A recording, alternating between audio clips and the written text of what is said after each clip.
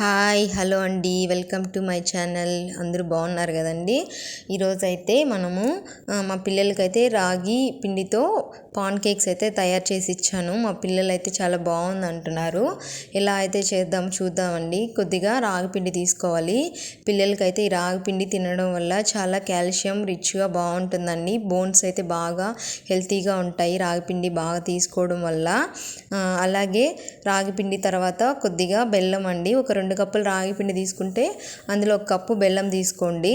మీకు స్వీట్కి తగ్గట్టు మీరు తీసుకోండి. నేనైతే ఇక్కడ 2 కప్పులకి 1 కప్పు బెల్లం తీసుకున్నాను.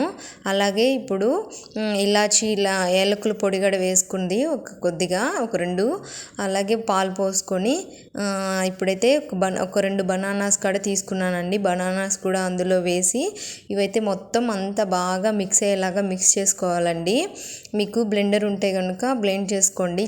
ఇలాగా బాగా స్మూత్గా బ్లెండ్ అయ్యేలాగా స్మూత్గా రావాలండి. స్మూత్గా వచ్చిన తర్వాత ఇప్పుడైతే ఒక పాన్ తీసుకొని అందులో కొద్దిగా నెయ్యి వేసుకోండి. నెయ్యితో చేసుకుంటే చాలా టేస్టీగా బాగుంటుందండి. అందుకని నెయ్యి వేసాను ఇక్కడ.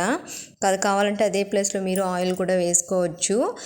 నెయ్యి కొద్దిగా హీట్ అయిన తర్వాత మీరు అలా పాన్ కేక్స్కి ఎలా అయితే మనం వేసుకుంటామో అలా పాన్ కేక్స్ వేసుకొని మరీ మందంగా వేసుకోవద్దండి. ఇలా నేను వీడియోలో చూపించిన అంత పలసంగా మరీ పలసగా కాకుండా మరీ మందంగా కాకుండా ఒక పాన్ కేక్స్కి అయితే తెలుసు కదా అందరికీ ఎలా వేసుకోవాలో అలా వేసుకోండి.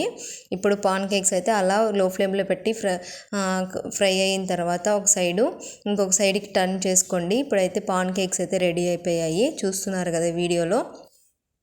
దానికి పాన్ కేక్స్కి కొద్దిగా పైన షుగర్ పౌడర్ వేసుకోండి. షుగర్ పౌడర్ వేసుకొని అలాగే బాదం పలుకులు కూడా నానబెట్టి ఉంటే అవి ముక్కలు వేసింది మా పాప. అలాగే హనీ కూడా వేసిందండి. నచ్చినట్లయితే